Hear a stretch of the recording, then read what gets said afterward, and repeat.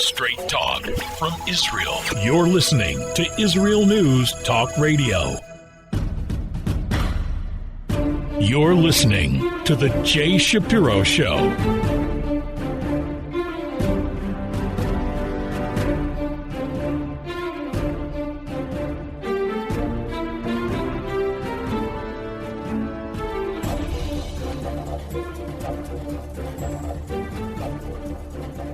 Hello again, everybody. This is Jay Shapiro. Thanks for listening. Well, this week there was something new in Israel, something that has not happened in a decade. Actually, a number of things are new. Among them is the fact that the Likud is not the primary party forming the government. It's now the primary party forming the opposition.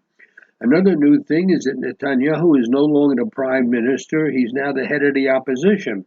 Another new thing is that there is an Arab party forming part of the governing coalition. This has long-term implications, and it's too soon to see what all these implications are. But one thing is for sure, it shows that Israel is a real democracy. There are Arabs in the judicial system at the highest levels, and now an Arab party participates in the government. Another new thing is that the prime minister is from one of the smaller parties in the governing coalition. The party of the prime minister holds only 7 seats in the Knesset. There's an agreement that this prime minister, Naftali Bennett, will hold office for 2 years, followed by Yair Lapid, who will hold office as prime minister for the next 2 years. All this assumes that this government will hold office for 4 years. Another new thing is the fact there will be no strictly religious party as part of the governing coalition. This has not happened for many years, and we'll have to soon see the implications are in terms of budgets and the character of the country. So this election has many implications as far as domestic policy, foreign policy, defense policy, and I think more importantly, the very nature and character of the country. Incidentally, 2 interesting points. The prime minister is a businessman who has made literally tens of millions of dollars and entered politics for what he feels is the good of the country. This is new and unusual. And just as an aside, I know the family of the prime minister Bennett for many years. They're personal friends of mine. So we can only wish them well for the country and for the Jewish people. I'll be back after the break.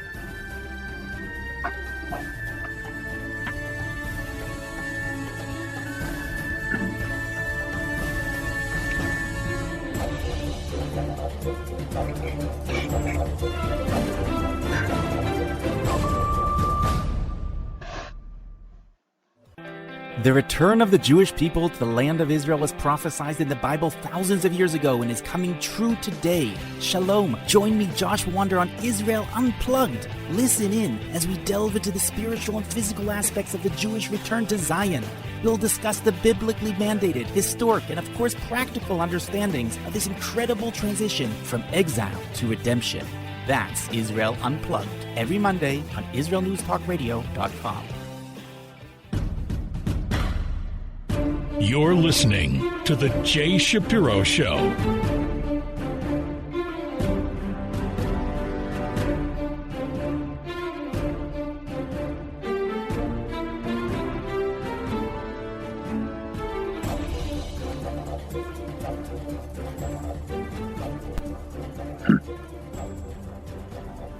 Hi, this is Jay Shapiro. There's good news and bad news this week. The good news is that Israel had a change of government smoothly in the sense that the new members of the government took their seats, they all made speeches, and it was a smooth change from one coalition to another, and that is something extremely unusual in many places in the world, and particularly here in the Middle East. That's the good news. The bad news is really not as bad as all that, but it's still, in a sense, it's bad news. And that is, although there was a smooth change of government formally, the outgoing government, the members of the outgoing coalition, behaved terribly during the swearing-in ceremony. They shouted, they screamed, they walked out, they behaved like children in a kindergarten, and that is the bad news. Although formally, the news is really good. A smooth change of government and best hopes for the new government.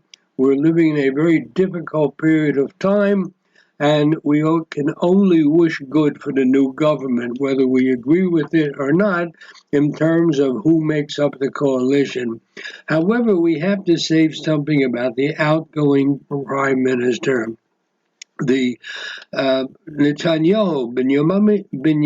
Netanyahu, has been in office for a long time, 12 straight years. This is in addition to his first term between 1996 and 1999, so he's been in office for about 15 years. However, he underestimated the mood of the country and certainly the political forces that were intent on replacing him. There were noisy demonstrations outside his official home here in Jerusalem every Saturday night for a few years already. Even during the lockdown, when people weren't supposed to go outside, they weren't supposed to go around without masks, there was a mob there every night. And I live about half a mile away from the residence of the prime minister, and we could hear the shouting, and there were police lines and so forth. It was really disgraceful every week. And the fact that even though there was a smooth change of government, the behavior of the outgoing coalition was really disgraceful. There's no other way to describe it. So Netanyahu now takes over the position of leader of the opposition. And we have to go back and review what he did in office. He's been very divisive in the last several years. He's attacked the justice system, the media, the police, anybody considered a political rival. And although his accomplishments are many, which I'll get to in a moment, he really cheapened himself in the manner that he left office. He's leaving the premiership under a cloud of corruption, standing trial for bribery, fraud, and breach of trust. Now, a lot of this may not be proven to be true because there are a lot of people who didn't like him, so we don't know what's going to be. Like any citizen, he should be considered innocent until proven guilty. However, this does not allow him the right to actively undermine the institutions that make up Israel's delicate democratic fabric. His rhetoric has really been bad, and that is his rhetoric that Israelis will remember. He cheapened himself. However, there is a Jewish tradition, it was called out in the Jerusalem Post, called Hakarat HaTov, which means to express gratitude for the good things that were done. He has done, I believe he's done fantastic things. He's dedicated his life and his career to the Jewish state. He's been a soldier, a combat soldier, and he's achieved an impressive list of accomplishments. He very early on realized the need for a corona vaccine acquisition and distribution, and he managed to achieve it even as he was being ridiculed by some members of the new government. And Israel really moved ahead much better in terms of fighting the corona than many countries in the Western world. Also, a big thing is that the Abraham Accords. Israel has normalized relations with United Arab Emirates, Bahrain, Sudan, and Morocco, something that could not have been imagined 10 years ago. The impact of these new relations should not be underestimated. They helped create a real new Middle East to the benefit of all. Now, also, Netanyahu's pushback on the threat from a nuclear Iran was one of the themes that that really emphasizes his success in office. When most of the Western world was far from seeing the threat of Iran, Netanyahu was fighting it. He spoke to a joint session of Congress, which, by the way, angered the American administration, but was immaterial. He did what he felt was good for the state of Israel, and also, inter alia, it was good for the rest. His approach to this issue played a significant role in preparing the ground for relations with the Sunni Arab states that felt themselves similarly threatened by Iran. Iran is a Shiite Muslim state. The other states around Iran and around Israel are Sunni. They don't like each other too well. Netanyahu was willing to stand up to Barack Obama's in a last-ditch effort to prevent the signing of the nuclear deal in 2015, that the Biden administration is now talking about going back to. Many of the Democrats in America were very angered by this. One of the things that Israel needs in the American Congress is support from both Democrats and Republicans. Everything is interconnected in this area. Netanyahu leveraged Israel's strength to have agricultural expertise, technology, innovation, intel, security expertise. Netanyahu managed that to sell these things, they shared these things with the world. Under Netanyahu, there were improved diplomatic relations with Russia, China, India, South America, and Africa. While there was a usual criticism in the United Nations of Israel's response to the Hamas rockets just several weeks ago, that's okay.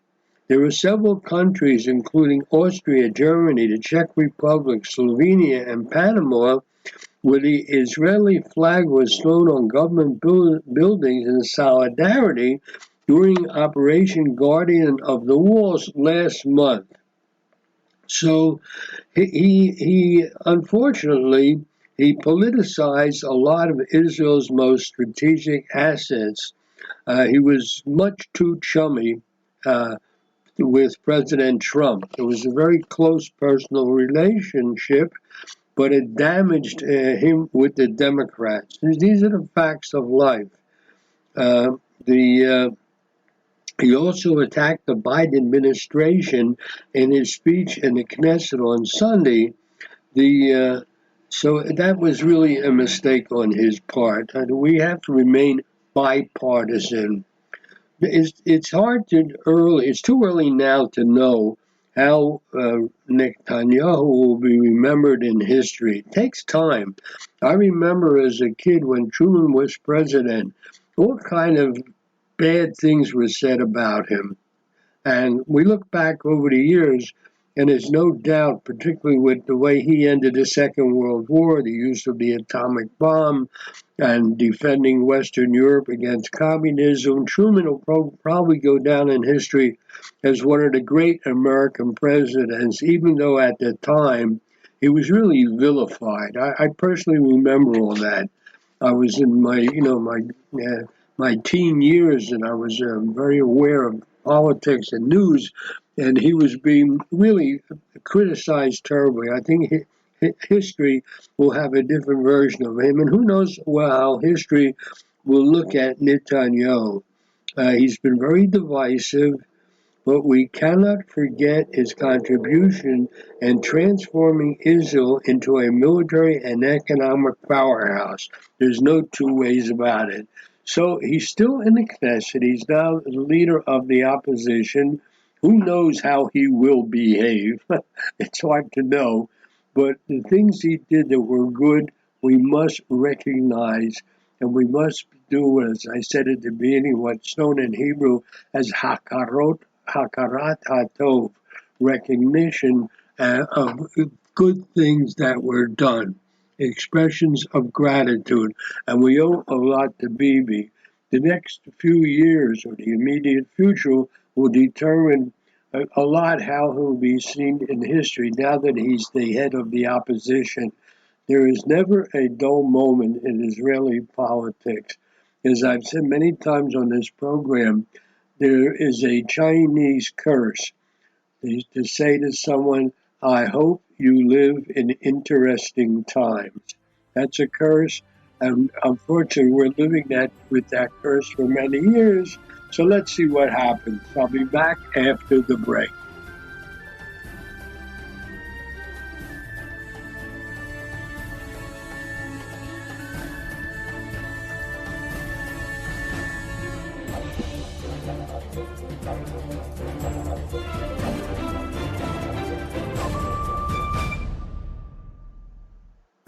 Hi everyone, this is Andrea Simento from Jerusalem, inviting you to drop everything and join me on my show, Pull Up a Chair. We'll visit this week's quirky stories, meet fabulous guests, and discover my Israel. Together we'll laugh, shout, and explain the topics that make us say, hey, we've got to talk about that. So get comfortable and pull up a chair with me, Andrea Simento, every Thursday on Israel News Talk Radio. You're listening to The Jay Shapiro Show.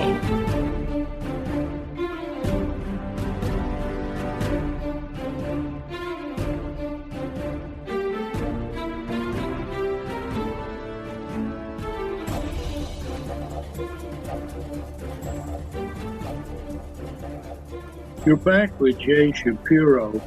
I want to throw a few thoughts out on the table concerning what might be the attitude of this new government toward settlement, Jewish settlement in the heartland, particularly in Judea and Samaria, of course, and to really try to understand that you have to keep in mind this coalition is made up of something like 8 different parties which have disagreement about Jewish settlement. It's also supported by an Arab party, which certainly is opposed to Jewish settlement. But I want to say a few words about the new prime minister, about his background. Again, keep in mind that the party that is represented by this prime minister is one of the smallest parties in the coalition. Now, I don't know the prime minister personally. I know his family very well, his parents. His father passed away a few years ago, but they're Americans who came and settled in Israel, and they were tremendous right-wingers, supportive of Jewish settlement. I remember we used to kid around about the fact that every time there'd be some right-wing demonstration, I could look forward to meeting Bennett's parents at the demonstration. I lived in the center part of the country, then I lived in Samaria, and Bennett's parents lived all these years in Haifa, and I didn't have a lot of opportunity to see them, but we always used to meet at demonstrations for settlement. So I know he comes in that kind of background. Also, Bennett, for a period of time, served as Director General of the Yesha Council. The Yesha Council is the umbrella organization for the new municipal councils of settlements in the West Bank. He served as the Director General between January 2010 and January 2012. That's a full 2 years. So what is going to be his attitude toward settlement, and how will it stand up against the United States? He sounded like a right-wing leader that he is in his speech in the Knesset on Sunday, when he said he wants to ensure the national interest in Area C of the West Bank. Area C is the area which is primarily Jewish settlement. So his statement was designed to sound to the Israeli right as if prolonged battle for Israeli control of Area C, which has involved settlement building and the demolition of illegal Palestinian construction, would continue under the new coalition composed of parties that are right-wing, left-wing, and centrist. Now, throughout his career, Bennett has been outspoken and has been clear that he believes that all of Area C, at least where all the Israeli settlements are located, should be part of sovereign Israel. In his Knesset speech on Sunday, he spoke also of his intent to strengthen the settlements throughout the land of Israel. Now, more to the point, while Bennett spoke of the importance of upholding and expanding the peace deals with the Arab nations, he neither pledged his support for a Palestinian state nor offered his hand in peace to the Palestinians. He didn't do this at all. He has long been on record as opposing a Palestinian state. And when he spoke on Sunday in his inaugural speech, he presented the conflict with the Palestinians as an existential one, which it is. He said the following: "Last month we received a reminder that the conflict with the Palestinians still exists. We must remember," of course he was referring to the war we had with Gaza. He went on to say, "We must remember and we must remind the world that our enemies deny our very existence as a Jewish state in the land of Israel. This is not a dispute over territory, it's an existential dispute." Now, how will this right wing take on the future of Israeli-Palestinian conflict? How will that sit with its left wing and Arab coalition partners? That's problem number one. The second is, how will his position coexist with a U.S. administration, the Biden administration, bent on preserving the bulk of Area C for a future Palestinian state by preventing further settlement expansion? The Obama administration was vehemently opposed to settlement. The Biden administration is showing signs of the same thing: opposition to Jewish settlement. In his outgoing speech at the Knesset on Sunday, the outgoing Prime Minister Netanyahu said that we've got a lot of friction with the Americans. By the way, he said, the United States was bent on reopening the U.S. Consulate General in East Jerusalem, which the Trump administration had closed. For many years, the East Jerusalem consulate served as a de facto embassy for the Palestinians, and Trump shut it down, and now Biden is opening it up. So it's interesting. We have a situation which Netanyahu, I think, was able to hold his own for many years against very hostile administration. Even though, for example, at the request of former President Barack Obama, Netanyahu imposed a 10-month moratorium on settlement construction back in 2009 and 2010. He also didn't approve the construction of 3,500 homes in a section of the land between the city of Jerusalem and the city of Ma'ale Adumim. And Netanyahu did not authorize all the West Bank outposts. So this is a problem. Netanyahu preferred to wait to do annexation until he had the support of Trump. Trump, of course, is no longer there. So it's hard to know what's going to be. So there's several things I think that are important, though they seem kind of subtle. For example, Netanyahu had a command of English, and Bennett has a strong proficiency in English because, as I said, he's the son of U.S. immigrants, so he should be easily conversed with the Biden administration. Now, Bennett is to the right of Netanyahu politically, but he only has one coalition partner who supports his position. It's another party called the New Hope Party. So the Bennett, as the prime minister, will be sandwiched between a U.S. president who opposes his policies on the Israeli-Palestinian track And he will have the opposition of many of his coalition partners. I think there's some like 8 parties in the coalition, some of whom are opposed to settlement. So there is there's no doubt that it is extremely difficult to know how this new government is going to function. And indeed, it is really difficult to know how long it will last. It's been a long time since Israel put together a coalition that is made up of so many parties that really stand totally different platforms, many of whom are opposed to each other. There are left-wing parties, there are center parties, there are right-wing parties, there are parties that are pro-religion as part of the state, there are parties that are anti-religion as part of the state. It really is, I guess the way to describe it is a mishmash. It's hard to know what it'll be, but it's challenging.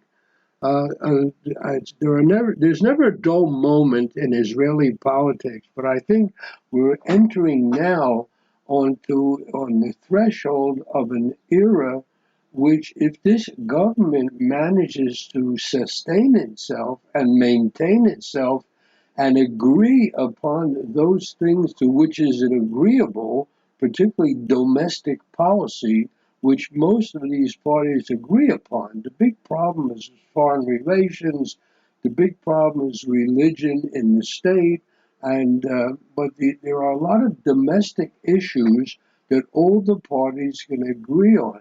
And if the leadership of this coalition is clever enough to touch upon only those things to which they agree, then this party has a good chance of maintaining itself for 4 years. Because after 2 years, there's going to be a change of prime minister, and I think the Lapid, who's not the prime minister now, is waiting to be the prime minister for 2 years. I don't think he will want to see this coalition fall apart. And therefore, there'll probably be a tremendous amount of compromise, more than normally one has in a coalition government of this type. So I guess we can say that Israel is about to enter, or it's entering now, on the threshold of an experiment and a governing by a bunch of parties that have very little to agree upon. So if they agree on those things, we've got a good chance of making it for 4 years. I'll be back after the break.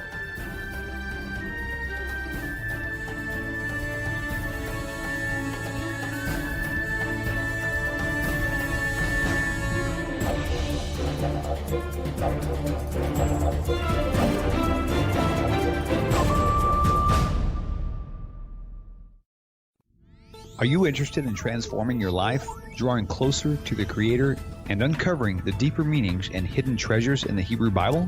Then join me, Rav Yitzhak Michelson, And me, William Hall, on the Science of Kabbalah, where we are seeking to narrow the gap between what we understand of our physical and spiritual worlds. So make sure to tune in every Tuesday at 5 p.m. Israel time, 10 a.m. Eastern Standard Time, here on Israel News Talk Radio. Hello, I am Walter Bingham. If you want to hear the news behind the news and the true perspective on world affairs, then the Walter Bingham File is the program for you. We bring you interviews with the movers and shakers, political commentaries, and on-the-spot reports of events as they happen. All here every Tuesday, 4 p.m. Israel time, 9 a.m. Eastern time. And it's all archived on our website. Make it a date. You're listening to The Jay Shapiro Show.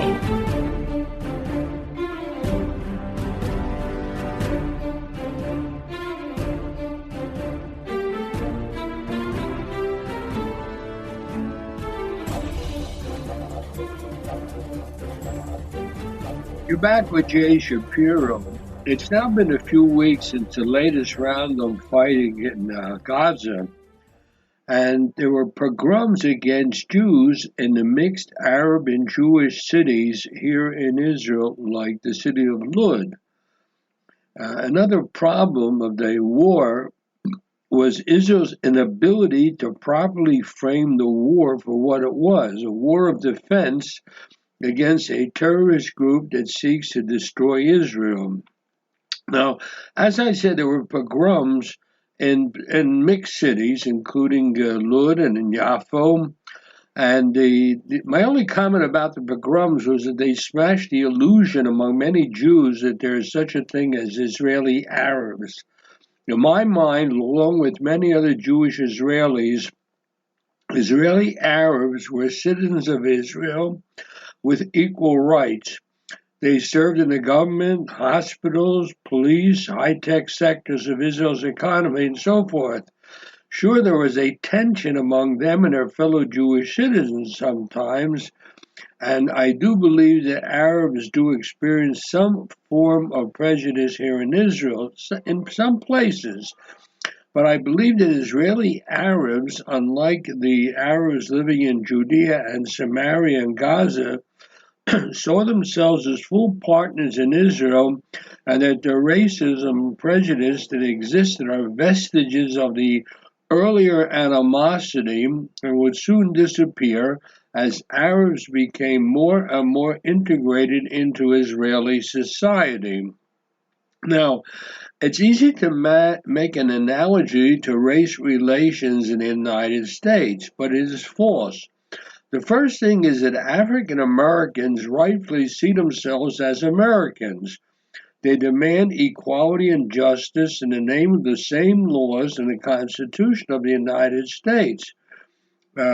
Even though the Constitution, interestingly enough, was originally drafted by white slave owners, but time has passed, there was a civil war and things have changed. And there was a big movement during the 1960s for equality. The African Americans seek their share of the American dream as full-fledged citizens of the United States. African Americans may advocate for the special interests of Black Americans, but it is by virtue of being Americans that they seek these rights. And interesting enough that in the Declaration of Independence, which was written by whites, including some slave owners, the African Americans are now proud to include themselves as part of the story of America. Now, the latest violence by Arab citizens of Israel makes me question whether they see themselves as Palestinians and not Israelis. It seems they do not share the same vision of Israel as the Jewish state with equal rights for all its inhabitants. This is a touchy question. It seems that they would not add their signatures to Israel's Declaration of Independence if given the chance. I like to think that the violence that occurred last month was just a few rotten apples. The Arab community going out of their way to provide kosher food, drinks, and hospitality, for example, to the survivors of the tragedy at Meron on Lag BaOmer just a week before the war is, I hope, a more correct picture of Arabs in Israel. Now, until recently, the conflict in the Middle East between Israel and the Arabs was a metaphor for an impossibly difficult diplomatic situation that simply cannot be solved easily. American media, along with the progressive left, have turned Israel into a white occupying colonizer. They fail to recognize the rights of Jews as the indigenous people of Israel, which in effect erases millennia of Jewish history. The inability by these leftists to see Israel as only protecting itself during the war is instead of a shield, is used now as an excuse for anti-Semitism. Complaining that far more Palestinians died than Israelis made me feel that the progressive left was upset that not enough Jews died. Now, until the 19th century, to the middle of the 19th century, hatred of Jews was labeled as Jew hatred. With the entry of Jews into polite European society, then a German agitator by the name of Wilhelm Marr, M-A-R-R, coined the term anti-Semite to distance himself from the vulgarity associated with the hatred of Jews. Anti-Semite is a much cleaner word. After the Holocaust, the term anti-Semite became considered too vulgar, and the term anti-Zionist is now being used. But make no mistake, anti-Zionism is in fact anti-Semitism. Criticizing Israel and its policies is fair. Israel, like any other country and any other person, makes its fair share of mistakes. During this war, Israel did in fact kill some innocent Palestinians, but each and every single one of them was either an operational failure or because the Hamas leadership purposely inserted themselves into a civilian area, leaving Israel no choice but to strike in order to prevent further missiles into Israel. Hamas, on the other hand, targets civilians and puts its own civilians in dangerous areas and considers the death of innocent Jews as an operational success. But to question Israel's right to exist or its right to defend itself when thousands of missiles rain down on the country is on the civilian population, to question Israel's right to defend itself is anti-Semitic, I truly believe. So the years ago they used the word anti-Semite to replace anti-Jew because anti-Semite seemed like a cleaner word, I guess you could call it, and now you replace Jew or anti-Semite as anti-Israel, which makes it seems like a geopolitical statement. But it's all the same thing. It's anti-Semitism, and there are no two ways about it. So I want to get that off my shoulder, and I want to close the program with an article which I saw the other day about President Biden. According to the article, it reads like this. President Biden, who is in Europe for several high-level meetings, is taking off the morning of June 15 to meet Pope Francis as President of the United States for the first time. That is on June 15th, it'll be, which is 2 days before this program is being broadcast. I am actually recording this program on June 15th itself. According to this report, the president's entourage had originally requested for Biden to attend Mass with the Pope early in the morning, but the proposal was nixed by the Vatican after considering the impact that President Biden receiving Holy Communion from the Pope would have on the discussions that they're planning to have during the meeting starting Wednesday 16th. The U.S. bishops are slated to vote on creating a committee that would draft a document called the Eucharistic Conference. Now, according to the Catechism of the Catholic Church, abortion is a grave moral evil that cannot be approved or tolerated in any circumstance. In 2019, a Catholic priest in South Carolina reportedly enforced the Church Code of Canon Law by denying the then former Vice President Biden the sacrament of Holy Communion because of his stance on abortion. Now, according to a priest, Father Robert Morey of St. Anthony Catholic Church, told reporters, sadly, this past Sunday I had to refuse Holy Communion to the former Vice President. Holy Communion signifies we're one with God and with each other and with the Church. Our actions should reflect that. Any public figure who advocates abortion places himself or herself outside of Church teaching. Speaking with the Catholic World Report, they one of the bishops said that Biden should stop defining himself as a devout Catholic while acknowledging that his abortion views stand in opposition to the church. Mr. Biden professes to be a devout Catholic and is 100% pro-choice in abortion. How do you think America's bishop should respond to this situation? The president should stop defining himself as a devout Catholic and acknowledge his view on abortion is contrary to Catholic moral teaching. It would be a more honest approach for him to say he disagrees with the church. He's acting contrary to church teaching. This is what one of the priests said. When Biden says he's a devout Catholic, we bishops have the responsibility to correct him.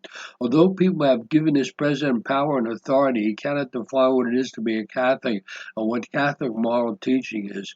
What he is doing now is usurping the role of the bishops and confusing people. He's declaring that he's the Catholic is going to force people to support abortion to his tax dollars. The bishops have to correct him. So I just wanted to share this news item about Biden and the Catholic Church. I just think interest. It's under the headlines, but it's of interest. Till next time, Jay Shapiro signing off.